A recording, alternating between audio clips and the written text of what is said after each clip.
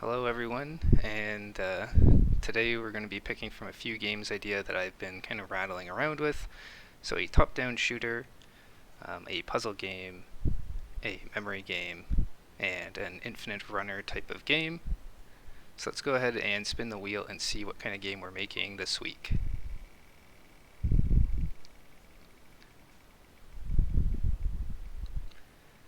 And it looks like we got the memory game.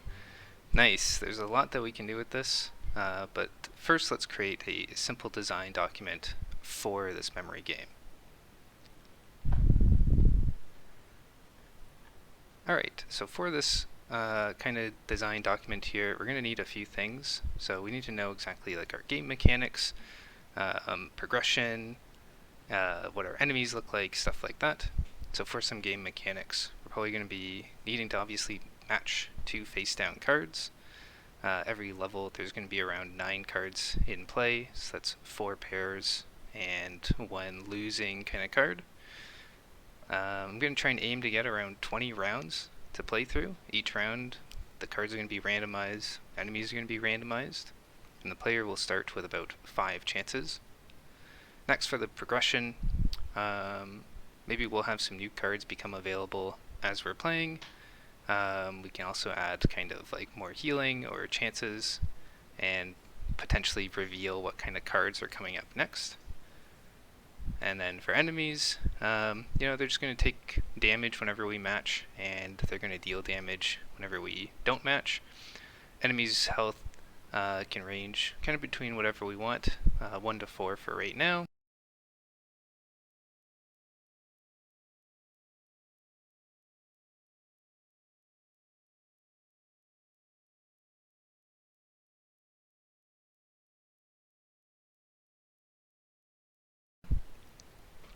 And let's also see kind of how we're going to just design our thing here. So we're going to make it kind of a 9x9 grid, 3x3 grid to make it 9 squares. We have our enemy here, and then our board, and then we're also going to have kind of our health down here in the corner.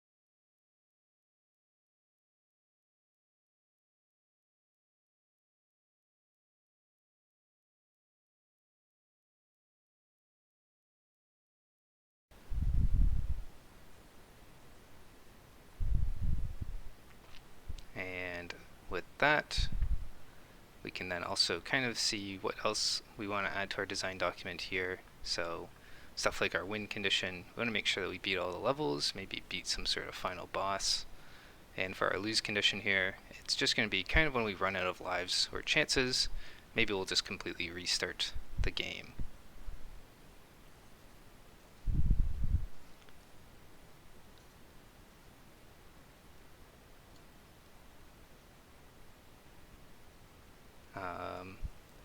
Now let's also start doing a little bit of art for this. So we're going to be building a few assets. Because we're dealing damage, to me it makes sense that the icons we have are different types of weapons. So we're going to kind of just build through some of these weapons here. And I'll have kind of a time lapse of me building all the weapons. The weapons that we kind of get out are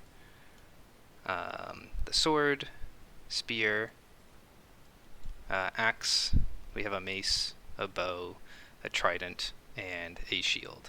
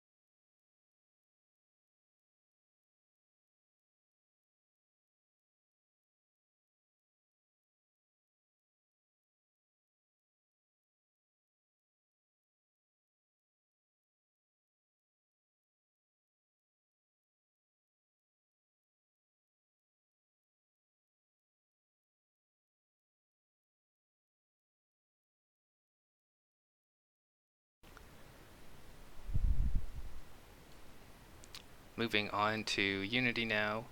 I usually start by making just a few folders, so just some things you need, assets, scripts, stuff like that. Let's go ahead and drop in the assets that we've created. So that's going to be stuff like our icons and our card base, stuff like that.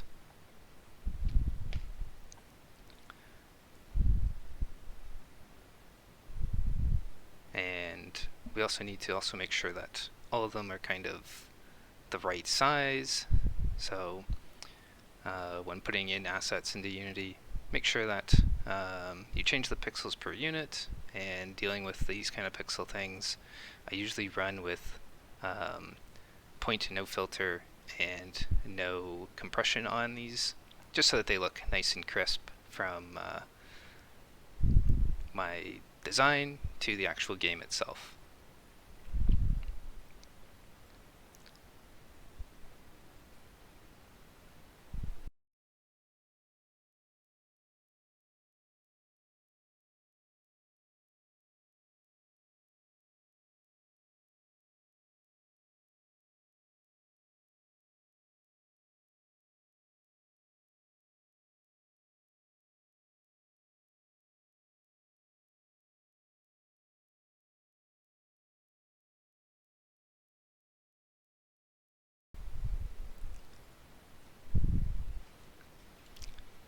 Now that we've kind of built our base one, we're going to kind of line out our grid, see how that looks, how we kind of want it to look.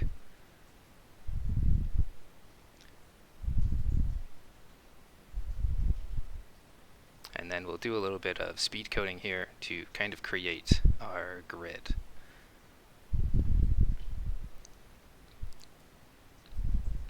To build our grid, we kind of need to define a few things, stuff like our rows and columns. And then when we want to spawn or instantiate a new game object, for example, another new card, then we're going to want to just make sure that we have some sort of offset. So that's what the space is. So I add a little bit of space between all of my cards. So for example, I want to make sure my second card doesn't spawn on top of my other card. Then I'm going to add in plus space times whatever kind of axis it's on.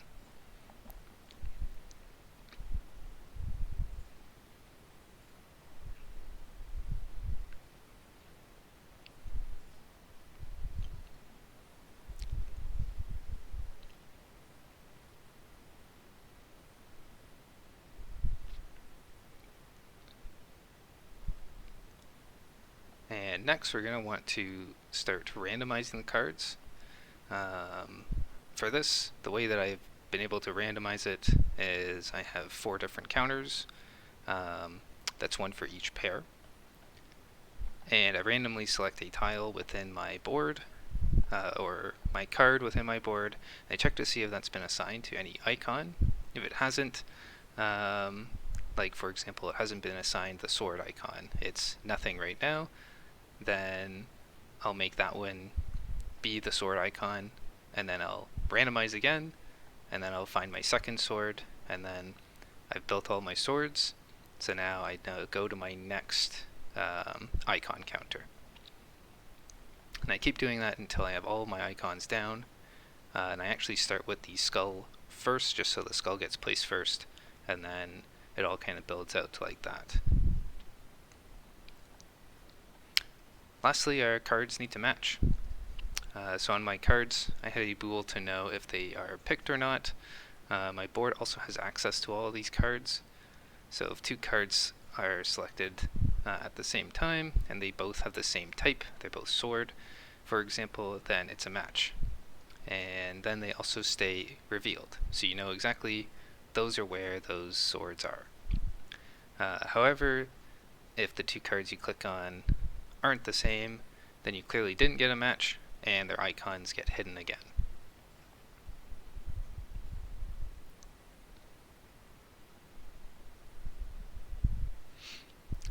Now to start adding a little bit of gameplay to this, instead of just a matching game, it's actually going to be us fighting an enemy. So when we have our cards match, we're going to start dealing damage. If they don't match, then the player is going to take damage. And you might be wondering, well, what if our enemy does have more than 4 health? Well, in that case, we're going to actually refresh our board. So doing very similar in how we spawn our board, we're going to kind of just delete all of those icons and just create an entirely new board for us to play with.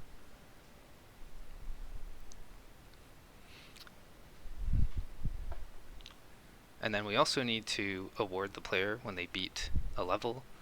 And that's going to need to be something that kind of either power up our character or help them stay alive a little bit longer, something kind of like that. So when we beat the enemy, we need to award the player with something. So I decided to give 3 options. Heal 3 health. When you match, you deal more damage. And lastly, reveal the skull on the next round. So all of these will definitely help the player in some way, shape, or form with progressing through this game.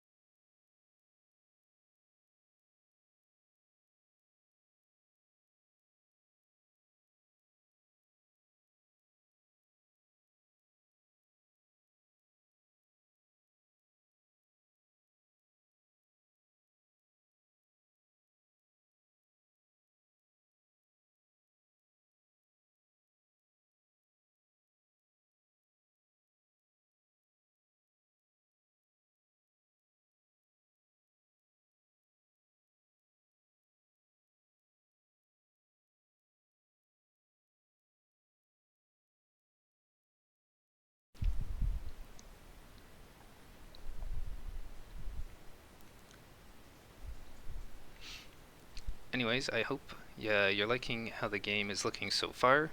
Keep an eye on my Instagram for daily updates, and make sure to like and subscribe to the channel for more content and updates on games as well. Also, if you have a game idea that you want me to build one week, then comment your suggestions below. Just a game idea and how to beat it is all you kind of need to comment. So for example, infinite runner and survive 10 minutes. Something like that would be a great game idea to comment. Anyways, thanks a lot for watching, and I'll see you in the next video.